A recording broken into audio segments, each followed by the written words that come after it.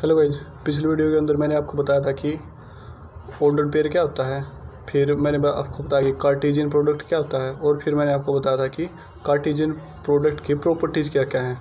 आज मैं आपको बताऊंगा कि दो ऑर्डर्ड पेयर हैं वे इक्वल कब होते हैं।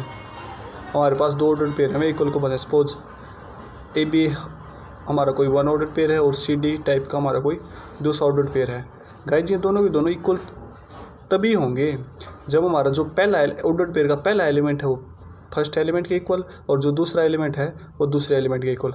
इसका मतलब हम कह सकते हैं अगर ए बी के इक्वल हो और सी डी के इक्वल हो तो ये हम कह सकते हैं कि जो ये ऑर्डर्ड पेयर हैं हमारे ये इक्वल होंगे। तो अब एक बात और रह गई थी जो मैंने आपको कल नहीं बताई थी, वो है कि ट्रिपल प्रोडक्ट क्या होता है।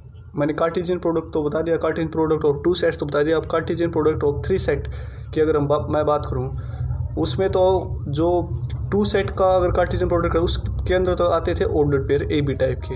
अगर मैं बात करूं थ्री सेट की तो थ्री सेट के अंदर आएंगे ट्रिपलेट। ट्रिपलेट मतलब कि इसके अंदर आएंगे तीन एलिमेंट, ऑर्डर्ड पेयर के अंदर आएंगे तीन एलिमेंट।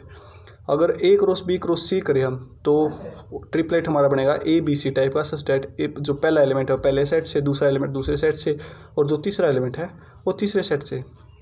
जब इस टॉपिक से रिलेटेड मैं आपको दो क्वेश्चन बता देता हूँ। सबसे पहले है हमारे पास यहाँ दो ऑर्डर्ड पेयर हैं, ये दोनों के दोनों इन्होंने इक्वल दे रखे हैं। अगर इक्वल हैं तो इसका मतलब जो पहला एलिमेंट है वो पहले इक्वल, जो दूसरा एलिमेंट है वो दूसरे के इक्वल। हमें यहाँ पर एक्स वाई की वैल्यू है जो वो बतानी है। अगर x + 1 3 के इक्वल है तो इसका मतलब हम कह सकते हैं x = 2 एंड y = 1। बस ये हमारा सॉल्यूशन है। आई होप गाइस आपको समझ में आ गया होगा। अब एक और क्वेश्चन है, इसने कह रखा है कि जो cardinality of a cross a है वो है 9। मीन्स a क्रॉस a का जो कार्टेशियन प्रोडक्ट है उसके अंदर हमारे पास 9 ऑर्डर्ड पेयर हैं। उसमें से हमें दो ऑर्डर्ड पेयर दे रखे हैं जिसके अंदर दो पहले में एलिमेंट है -1 0 और दूसरे ऑर्डर्ड पेयर के अंदर एलिमेंट है 0 1। अब क्योंकि ये जो पहला एलिमेंट ये भी ए का है, ये भी एलिमेंट ए का है, ये भी एलिमेंट ए का है और ये भी एलिमेंट ए का है, क्योंकि जो ये कार्टेशियन प्रोडक्ट है ए क्रॉस ए का। तो गाइज जो ए के अंदर क्या मैं ये कह सकता हूँ कि जो ए के अंदर -1 0 और 1 ये एलिमेंट ए के अंदर ऑब्वियसली बिल्कुल होंगे ही होंगे। तो ओरिजिनल तो हमारे पास आ गए ये एक के अंदर 3 एलिमेंट, और ऑब्वियसली ए क्रॉस ए के अंदर कितने एलिमेंट होंगे 3/3 = 9। इसका मतलब हमारे पास सारे के सारे एलिमेंट हैं जो ए के वे आ गए हैं। अब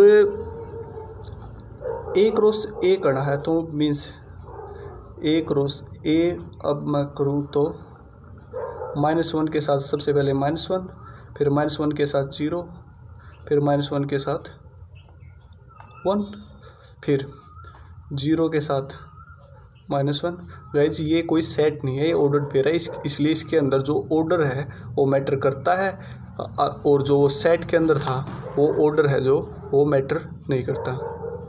ये 0 -1 है, फिर 0 0 0, फिर 0 1, इसके बाद 1 -1, फिर 1 0 और फिर 1 1। आई होप गाइज आपको ये वाला क्वेश्चन समझ में आ गया होगा। अगर आपको कुछ ऑर्डर्ड पेयर दे रखे हों और हमें और कुछ रिमेनिंग जो पार्ट हैं रिमेनिंग ऑर्डर्ड पेयर हैं वे निकालने हों तो गाइज आप सबसे पहले आप सेट निकालेंगे और उसके बाद जो कार्टेशियन प्रोडक्ट है सिंपली तरीके से वो कर देंगे। Thanks guys for watching.